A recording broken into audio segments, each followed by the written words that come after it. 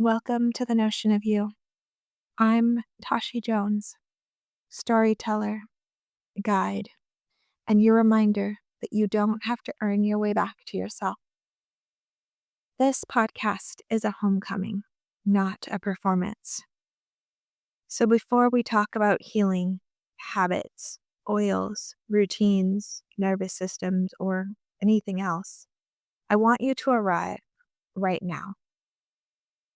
If you're sitting, let your weight be held. If you're standing, feel the ground meet you. If you're driving, soften your shoulders and unclench your jaw. Take a slow breath in through your nose. Let it expand your ribs. Then let it go, longer than you inhaled. Again, in and out. If your mind is busy, you're not doing it wrong. If your body is tense, you're not behind. If you've been surviving, you're not broken. You're responding. This episode is for the woman who feels like she's been managing life from outside of her own body. The woman who feels deeply but doesn't feel supported. The woman who keeps moving through life but quietly wonders, where did I go? This is episode 6, Real Help Right Now.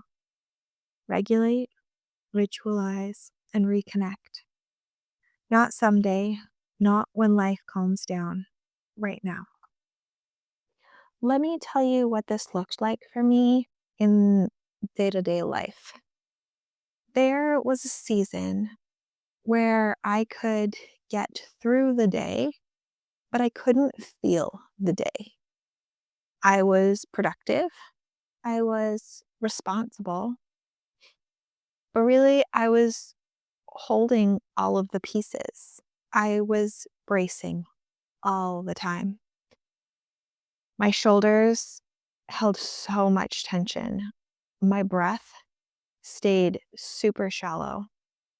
My jaw hurt, ached, and I honestly didn't always even notice until I was brushing my teeth at night. I would lie down and my body wouldn't let me rest. It wasn't thinking, although that kept me up too, but more it was scanning. I didn't have language for it back then. I didn't know that I was highly dysregulated. I thought I was failing at being calm. And this is the part I want to say out loud because someone needs to hear it with their whole body. You can be fine and still be in survival. You can be functioning and still be flooded. You can be successful and still be disconnected from yourself. I remember one night standing in my kitchen after everything had finally gotten quiet for the day. Lights were low, the house was still. It's supposed to be that moment where you could just exhale and be. But instead, my body went the other direction. My chest tightened. My thoughts started hopping from one worry to the next. And my heart felt like it was trying to climb out of my throat. There wasn't a single clear problem to solve. It was my body saying, I've been carrying too much for too long. It was the night I stopped trying to think my way out of it. I reached for something sensory, something I could immediately grab. For me, that meant an essential oil was nearby. I uncapped it. I brought it to my nose and I took a slow breath. I didn't say an affirmation, didn't fix my mindset. I didn't create a plan. I breathed again and again. And within a minute, my body softened. Not magically, not perfectly, but enough. My shoulders dropped, my breath deepened, and the panic, the swirling thoughts stopped escalating. I came back into my body. And that's when I realized, remembered something that I now teach that's sacred. Scent is one of the fastest ways to interrupt a stress loop. And the beautiful thing is you can do it anywhere. No special setup, just sensation and breath. That moment didn't solve my whole life, but it did something important. It showed me a doorway. I have to get regulated first. Then I can find clarity. Then I can find self-trust. If you've been trying to rebuild your life from your head, I want you to hear me, because I've been there. You're not failing. You're just starting in the wrong place. We need to talk about overwhelm like adults. Overwhelm is not a personality flaw. It's not that you're too sensitive. It's not that you need tougher skin. And it's not that you need a better planner, as much as our brain will try and convince us otherwise. Overwhelm is a nervous system signal. It's your body saying, I've reached my threshold and we need to stop. But here's what most women do with this signal, including myself in the past. They judge it, they shame it, they override it. You ask the question, what's wrong with me? But hear me, nothing is wrong with you. Your nervous system is doing exactly what it was designed to do, and that's protect you. But if you've been living under pressure for years, if you've been the reliable one, the responsible one, the one who holds it all together, then your nervous system learned that survival is the baseline. And when survival becomes that baseline, you lose access to the part of you that knows. Because self-trust doesn't live in a body that is bracing. Self-trust lives in a body that feels safe enough to listen. So today I'm going to teach you a framework that is simple enough to use on your hardest day and deep enough to change your life if you practice it. Regulate, ritualize, reconnect. Let's get clear about something, because vague self-care doesn't help a woman in survival mode. It doesn't help when your nervous system is constantly asking one question: am I safe? Not, am I happy? Not, is this logical? Not, does this make sense? But safety. When your body senses threat, whether it's real or perceived, it shifts into protection mode. This can look like fights, irritability, snapping, feeling hot, maybe tight, very reactive. It can look like flight, keeping yourself busy, overworking. Maybe you can't sit still, always doing, always trying to fix. Can also look like freezing, numbing, shutting down, doom scrolling, staring off into space, avoiding what you're trying to do. It can also look like fawn, the people pleasing, the over explaining, saying yes when you mean no. But here's the kicker: your nervous system not only responds to danger, like a car coming at you, but it responds to relational stress, to unpredictability, to chronic pressure, to lack of rest, to unresolved grief, to emotional invalidation, to being needed all the time,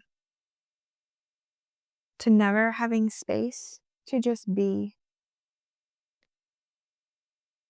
So if you're sitting here thinking, but nothing is technically wrong, why do I feel like this? Because your body is wise. It knows when you're not being supported. When you are dysregulated, your brain shifts resources away from the parts responsible for nuance, for long-term planning, for flexible thinking. This is why you can't think clearly when you're overwhelmed, and you can't find your intuition when you're flooded. This is why every decision feels so heavy, and why you second guess what you already knew yesterday. You're not indecisive. You're overstimulated. You're not broken. You're in protection mode. And this is why regulation has to be the first step. Because you cannot build self-trust while your system is screaming danger. You can only build self-trust when your system feels safe enough to hear you. Here is the framework, and I want you to think of it as a ladder, a sequence, and not a list. Start with regulation. This means bringing your nervous system back towards safety. Not perfect calm, bliss, not zen, but safety. Regulation is you saying to your body, I'm here. I'm listening. We're not alone. This is where most women go wrong. They wait until they have time, space, quiet. But you don't need perfect conditions. You need a portable practice that you can do anywhere. Regulation can be a single exhale that's longer than your inhale. Regulation can be your hand on your chest as you feel yourself breathe. Regulation can be one sensory anchor. Could be scent. You could use cold water, pressure, texture, putting your gaze on something still. This matters because when you regulate, you interrupt the stress loop. You tell your body, I know you're trying to protect me, and we're safe enough to come back. So here are 3 regulation tools I want you to keep in your toolbox. A long exhale, where you inhale through your nose for 4, hold for 4, and exhale through your mouth for a count of 6 or 8. And do that 3 times. That longer exhale tells your nervous system we're not running.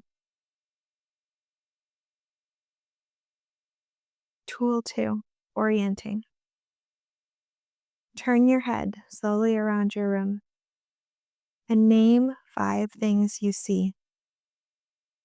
Maybe it's the table, or a window, or a desk. Your nervous system calms when it can confirm the present moment is safe. Tool 3, sensory cue. And for this one, I'm going to lean into scent. Take your favorite oil and bring it to your nose. 1 slow inhale and 1 slow exhale. This isn't doing oils. You are signaling safety. And here's your permission slip. If regulation is all you can do today, that counts. That's not falling behind, that's returning. Step 2 is ritualize. Ritualizing is regulation repeated with intention until your body learns it can trust you. It's different than routine because routine is what you do to manage your life. A ritual is what you do when you come home to yourself inside your life. It's how you stop abandoning yourself. Because this is the real problem with survival mode. You've been leaving yourself for years. You leave yourself when you override your body or push through exhaustion. You leave yourself when you ignore resentment, say yes to keep the peace. You ignore yourself when you treat rest like a reward. Ritual is the opposite. A ritual says, I will return to you consistently. And small rituals matter more than big ones. A 1-minute ritual done daily teaches your nervous system stability. A big ritual done once teaches your nervous system nothing. So what does this look like in practice? It looks like grabbing your oil and taking a breath before you look at your phone. It looks like a 2-minute reset after you put your kids down to sleep. It looks like a pause before you answer that text that spiked your stress levels. It looks like a closing ritual at night that tells your body you can stop scanning. This is how you create a new baseline, not by waiting for your life to get easier, but by bringing safety into the life you already have. Step 3 is reconnect. Reconnection is what happens when regulation becomes consistent. You don't force reconnection, you allow it. When your body is regulated more often than it is flooded,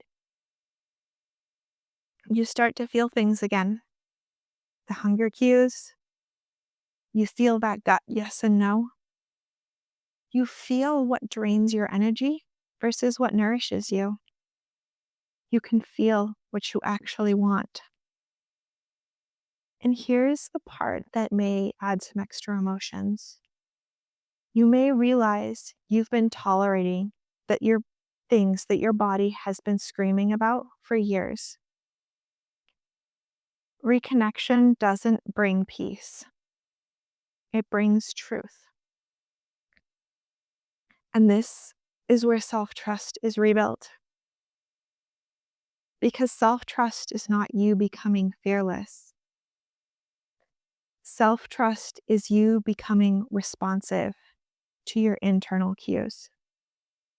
It's proving to yourself again and again that I will listen, I will respond, I will not abandon myself. That is wholeness. It's not a perfect life, but it's a repaired relationship with yourself. Let's make this even more practical because sensory rituals can work in as little as 4 minutes. Scent is powerful because it moves fast. Going in through your nose, it has a direct line into the emotional and memory centers of your brain.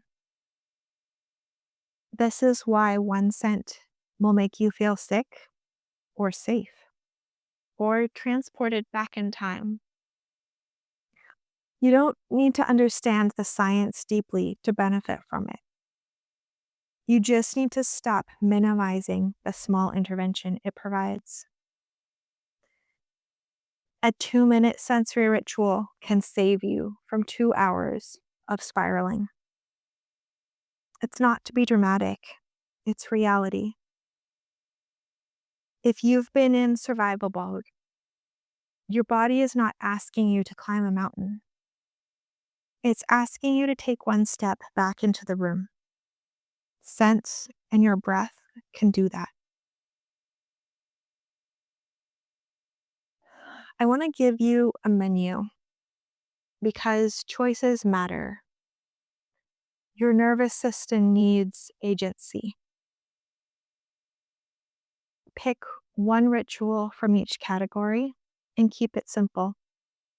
I'll make sure to include this in the show notes for you to reference. So, category 1 is a 1-minute regulation for emergency. Choose from long exhale breathing in 3 rounds, cold water on your wrists or face, grabbing your oil with your hand on your chest, and slowly inhale and exhale. Category 2 is a 2 to 5-minute ritual for daily stability. Option 1 is a morning anchor. Choose your set with a breath and a 1-sentence prayer. Option 2 could be a midday reset, where you stand outside, feel your feet, look at the sky, and breathe. Option 3 could be your evening downshift. Dim the lights, stretch your shoulders, take some big inhales, exhales, and signal closure to your day. And category 3 is a reconnection ritual for building self-trust. Option 1 would be a journal prompt. What do I need that I keep ignoring? Option 2 is a body scan. Where am I holding and what is it protecting? And option 3 would be a boundary practice. One small no that doesn't feel right, and one honest yes that you can feel in your body. This is not about being perfect. This is about being consistent enough for your body to begin to believe you.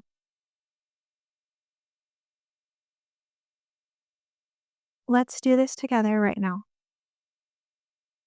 If you have an essential oil, bring it to your nose. If you don't, we'll just use your breath. Place one hand on your chest. Inhale through your nose for 4. Then you're going to hold for 2. And exhale through your mouth for 6. Hold. Exhale. Again, in for 4, hold, and exhale for 6. Now look around your room slowly. Find something still. Could be a corner, a plant, a doorway, a picture frame. Let your eyes rest here. Say quietly inside to yourself, even if you don't fully believe it yet, I am here. This moment is not an emergency. I can soften. Take another breath. In, hold, and out. That is regulation. Not a concept, but a state. And the more you practice it, the more available you become to yourself. And now we integrate, because insight without integration just turns into more noise. So this week, I challenge you to track your calm moments, but not productivity. The moments where you feel regulated, not where you got everything done, not where you were the perfect mother or partner or business owner. The moment where you returned to yourself. Here's the simplest way to do it. Create a page in wherever you take notes called Calm Wins, and each day try and capture 3 things. What triggered me, what ritual I used, and what shifted after. That's it. This is how you start proving to your body that you respond. And over time, those entries become evidence. Evidence that you can come back, that you can hold yourself, that you can trust yourself again. Most women don't need more information. They need support. They need a pathway they can follow when they're tired, when they're triggered, when they forget, when they're spiraling. They need something that meets them in real life. Return to wholeness is a doorway, not into a new you, into the you that has been waiting under the noise. It's for the woman who has been surviving rather than living. For the woman who feels deeply but doesn't feel supported. For the woman whose soul is tired. Inside, you get self-trust coaching that's practical, not fluffy. You get rituals that regulate your nervous system, not just to inspire you. You get oil blends with purpose, not random recipes. You get journal prompts that pull truth to the surface. You get nervous system resets that you can do in minutes. It's a support system, a companion, a return. Because when you're in survival mode, you don't need a pep talk. You need a hand. Let me leave you with this. You're not behind. You're not too much. You're not failing. Your nervous system has been protecting you. And now you get to learn a new way. Regulate, ritualize, reconnect. If this episode landed for you, I want to hear what you're practicing. Send me your favorite ritual. Tag your calm wind tracking moments. And if you're ready for deeper support, Return to Wholeness is there for you. Not as pressure, but as relief. In the next episode, we're going somewhere tender. The embarrassing truth about self-sabotage and how it keeps us stuck even when we want to change. Until then, take one breath, one moment, one return. You're safe here.